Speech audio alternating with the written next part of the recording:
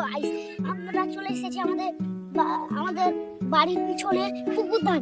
আর পুকুর ধারে এতই আছে ময়লা, তার জন্য কেউ নামতে পারছে না। আর ওই যে ওদিকে দিলীপ ফুল বাগান তো দেখাইছিলাম তোমাদের, তোমরা তো দেখেছেন। আর এই যে আমাদের পুকুরটা দেখছেন গাইস, কত বড়, খুবই বড় আমাদের পুকুর। ওইখান থেকে বড় ওই দিকে। আর এইখানে আমাদের কুলের গাছটায় এত কুল ধরে যে আমরা কুল খেতে খেতে একবারে হয়ে যায়, তার জন্য আমরা কুল বেছিয়ে দিই। আর এইদিকে আমাদের ফিল্ডে খেলা হচ্ছে, এইদিকে আমাদের বাড়ি ওই যে দেখা যাচ্ছে।